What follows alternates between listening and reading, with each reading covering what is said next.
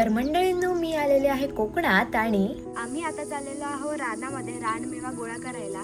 तर चला माझ्यासोबत बघूया आपल्याला काय काय मिळतंय. कैऱ्या, पिक्के आंबे, रानातले आंबे चोखायचे आणि थोडेसे काजू आणि पिकलेली करवंद. मागच्या वेळेस आपल्याला कच्ची करवंद मिळाली होती, यावेळेस पिकलेली करवंद.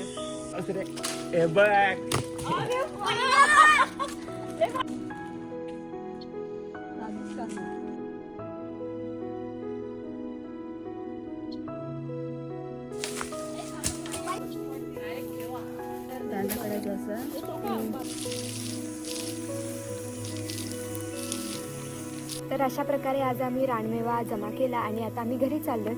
पण याचा सविस्तर व्लॉग आलाय आपल्या यूट्यूब चॅनलवर, पाहायला विसरू नका.